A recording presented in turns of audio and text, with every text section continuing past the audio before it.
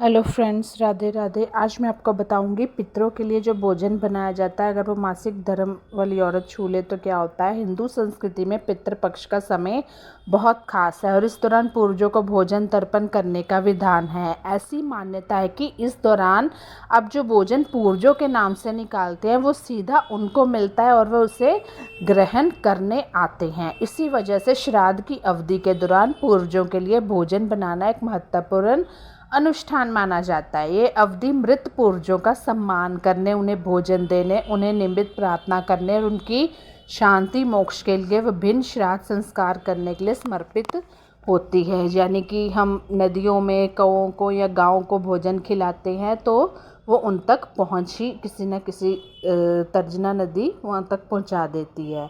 पितरों के लिए भोजन बनाते समय एक सवाल जो अक्सर मन में उठता है कि क्या होता है कि क्या अगर महिलाएं अपने मासिक धर्म यानी पीरियड्स के दौरान पितरों के लिए भोजन बना सकती हैं। यह सवाल शायद कई बार मन में आता है, लेकिन पितृपक्ष के दौरान पितरों के लिए भोजन पकाने का गहरा प्रतीकात्मक और आध्यात्मिक महत्व है। ऐसा माना जाता है कि इस दौरान पूर्वजों की आत्माएं अपने वंशजों द्वारा दिया गया तर्पण ग्रहण करने के लिए पृथ्वी पर आते हैं। पका हुआ भोजन, विशेष रूप से चावल, दाल, दूध जैसे चीज़ें चढ़ाना यह सुनिश्चित करने का तरीका है कि पूर्वजों की आत्मा को पोषण और संतुष्टि मिले। पका हुआ भोजन अक्सर ब्राह्मणों, गाय जैसे जानवरों, पक्षियों, मुख्य रूप से कौओं को परोसा जाता है ताकि हमारे जो पितर हैं उसको किसी न किसी रूप में ग्रहण कर लें। ऐसा माना जाता है कि कोई पूर्वजों के संदेहवाहक के रूप में काम करते हैं। ऐसा माना जाता है यह वंशजों और उनके दिवंगत पूर्वजों के बीच एक मजबूत संबंध बनाए रखने का आसान तरीका है, जिससे परिवार की भलाई और समृद्धि होती है। क्या पीरियड्स के दौरान बनाया जा सकता है पितरों के लिए भोजन? कई पारंपरिक हिंदू घरों में पीरियड्स के दौरान महिलाओं को धार्मिक गतिविधियों में शामिल ना होने की सलाह दी जाती है। ऐसे ही पितरों का स्थान ईश्वर से ऊपर माना जाता है, इसलिए महिलाओं को इस दौरान भोजन बनाने से मना किया जाता है। अगर हम शास्त्रों की माने तो महिलाओं को पीरियड यानी कि मासिक धर्म के दौरान पितरों के लिए भोजन नहीं बनाना चाहिए। हालांकि इस अवधि में भोजन बनाने की मनाही महिला के स्वास्थ्य के दृष्टिकोण के आधार पर भी है। ऐसा कहा जाता है कि पीरियड्स के दौरान शारीरिक रूप से महिलाएं थकी होती हैं और हार्मोन्स में बदलाव होते हैं, जिससे उन्हें ज़्यादा काम करने में परेशानी होती है और भोजन बनाने में भी। पीरियड्स के दौरान महिलाओं को पूर्वजों के लिए खाना पकाने से रोकने के पीछे मुख्य मान्यता में से एक ऊर्जा की अवधारणा से जुड़ी है।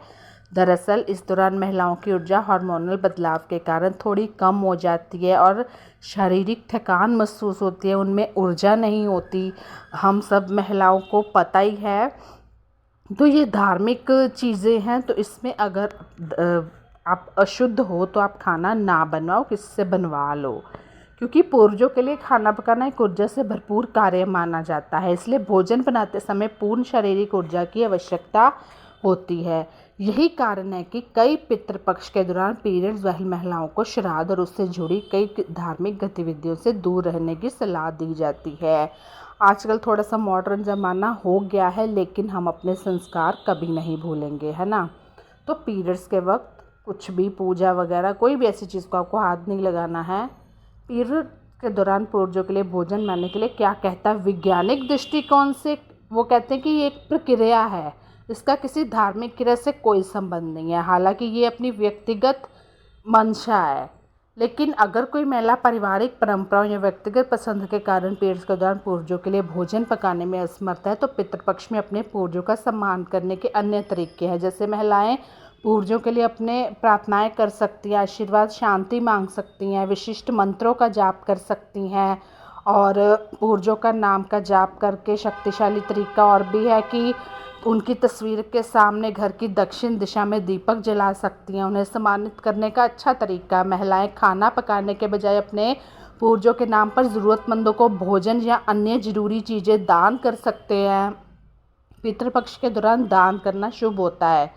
आप भले ही भोजन ना बना पाएँ, लेकिन अनाज या भोजन से जुड़ी कोई भी चीज़ आप दान कर सकती हैं और उनसे प्रार्थना कर सकती हैं अपने घर की सुख समृद्धि के लिए। तो कैसी लगी ये छोटी सी वीडियो मुझे ज़रूर बताइएगा। Bye bye.